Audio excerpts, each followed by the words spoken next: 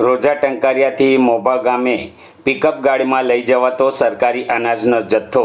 આમોદ પાસેથી ઝડપાયો। પોલીસે 2 આરોપીની અટક કરી કાયદેસરની કાર્યવાહી હાથ ધરી હતી।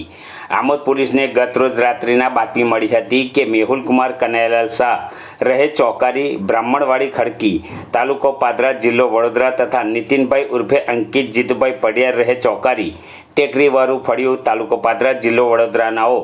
બોલેરો પિકઅપ ગાડીમાં શંકાસ્પદ રીતે અનાજની બોરીઓ ગેરકાયદેસર ભરીને રોજા ટંકારિયાથી મોભા તરફ લઈ જાય છે। જે મળેલ બાતમી આધારે પોલીસે આછોદ 3 રસ્તા પાસે વોચ ગોઠવી હતી। તે દરમિયાન એક સફેદ કલરની બોલેરો પિકઅપ ગાડી આવતા તેને ઊભી રાખી તપાસ કરતા સફેદ કલરની મીણિયાની ઘઉંની થેલી નંગ 36 તથા ચોખાની થેલી નંગ 24 મળી 60 નંગ જે અનાજનો મુદ્દામાલ ક્યાંથી લાવેલ અને ક્યાં લઈ જવાનો છે જે બાબતે પૂછપરછ કરતા બોલેરો પિકઅપ ગાડીના ડ્રાઈવર મેહુલભાઈએ જણાવ્યું હતું કે અનાજનો મુદ્દામાલ અમોએ રોજા ટંકારિયા ગામેથી સલીમભાઈ સુલેમાનભાઈ ઉઘરાદાર રહે કોલવણા ગામ તાલુકો આમોદ જિલ્લો ભરૂચ પાસેથી લઈ મોભા ગામે રહેતા કમલેશકુમાર વસંતલાલ શાહ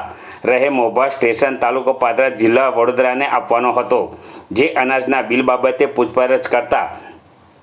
બોલેરો પિકઅપ ગાડીના ડ્રાઈવરે ગલ્લાતલ્લા કરી ઉડાવ જવાબ આપ્યો હતો। તેમજ અનાજનો મુદ્દામાલનું કોઈ બિલ કે આધાર પુરાવો નહીં મળતા પોલીસે બંને ઈસમોની અંગ ઝડપી કરતા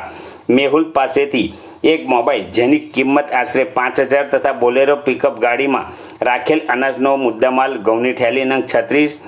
જેનું વજન 1800 કિલોગ્રામ જે 1 કિલોના કિંમત 30 રૂપિયા લેખે ₹54,000 તથા ચોખાની થેલી 24 નંગ જેનું વજન 1200 કિલોગ્રામ જે 1 કિલોની કિંમત 30 લેખે કિંમત ₹36,000 તથા સફેદ પિકઅપ બોલેરો ગાડી જેની કિંમત 4 લાખ મળી કુલ ₹4,95,000નો મુદ્દામાલ જપ્ત કર્યો હતો।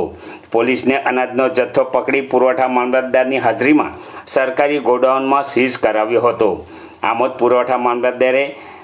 સરકારી ગોડાઉન ઉપર ઘઉંની થેલી નંગ 36 જેનું વજન 1800 કિલોગ્રામ અને 1 કિલોના 30 લેખે 54,000 તથા ચોખાની થેલી 24 જેનું વજન 1200 કિલોગ્રામ 1 કિલોના 30 લેખે ₹36,000 મળી 90,000નો જથ્થો સીઝ કર્યો હતો।